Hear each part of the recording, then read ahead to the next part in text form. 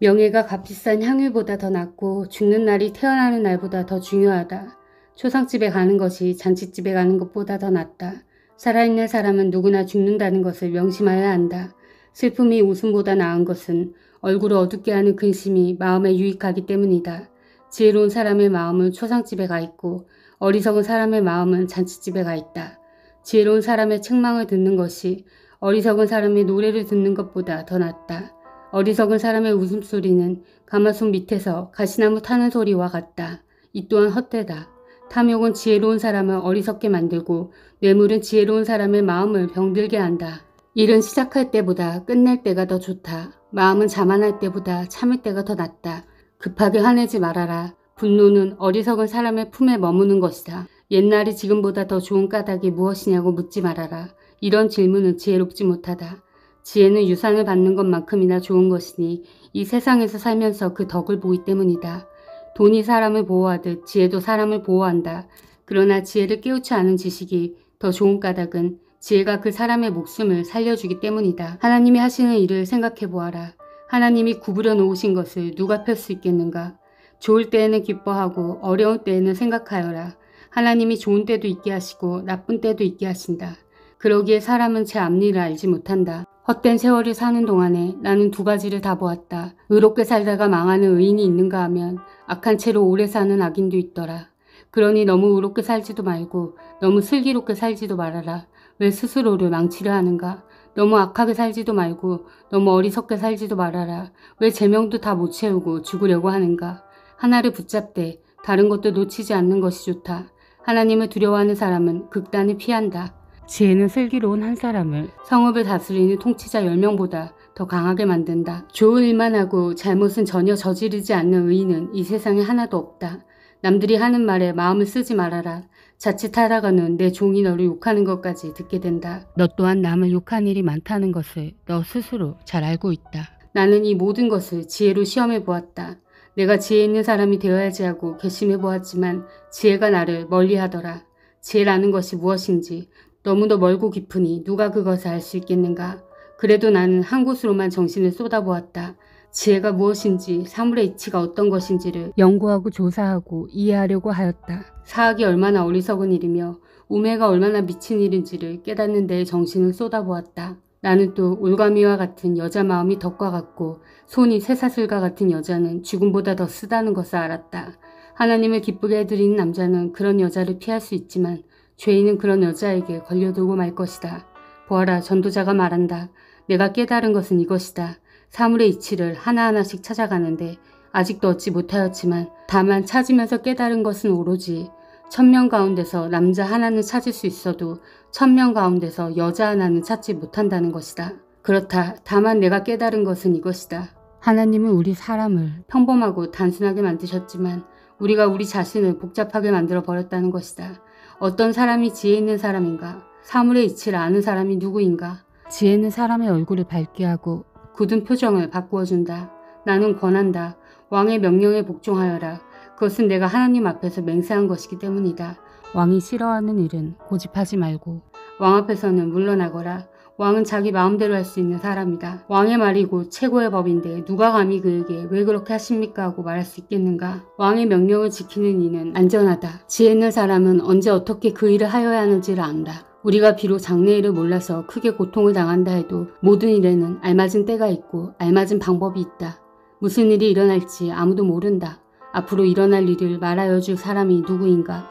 바람을 다스려 그치게 할 수 있는 사람이 없듯이 자기가 죽을 날을 피하거나 연기시킬 수 있는 사람도 없다. 전쟁이 일어나면 벗어날 사람이 없듯이 악은 행악자를 놓아주지 않는다. 나는 이 세상에서 벌어지는 모든 일을 살펴보다가 이 세상에는 권력진 사람 따로 있고 그들에게 고통받는 사람 따로 있음을 알았다. 나는 악한 사람들이 죽어서 무덤에 묻히는 것을 보았다. 그런데 사람들은 장지에서 돌아오는 길에 그 악한 사람들을 칭찬한다. 그것도 다른 곳이 아닌 바로 그 악한 사람들이 평소에 악한 일을 하던 바로 그 성읍에서 사람들은 그들을 칭찬한다. 이런 것을 보고 듣노라면 허탈한 마음 가둘 수 없다.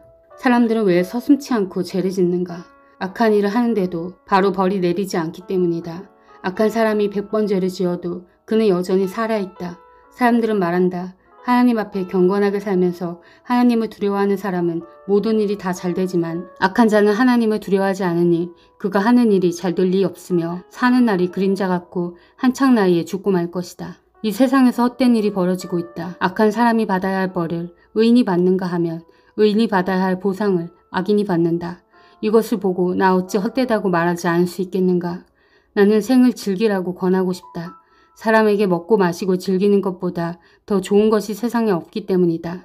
그래야 이 세상에서 일하면서 하나님께 허락받은 한평생을 사는 동안에 언제나 기쁨이 사람과 함께 있을 것이다. 내가 마음을 다하여 지혜가 무엇인지를 알고자 하였을 때에 그리고 땅 위에서 밤낮 쉬지도 않고 수고하는 사람의 수고를 살펴보았을 때에 하나님이 하시는 모든 일을 두고서 나는 깨달은 바가 있다. 그것은 아무도 이 세상에서 이루어지는 일을 이해할 수 없다는 것이다. 그 뜻을 찾아보려고 아무리 애를 써도 사람은 그 뜻을 찾지 못한다.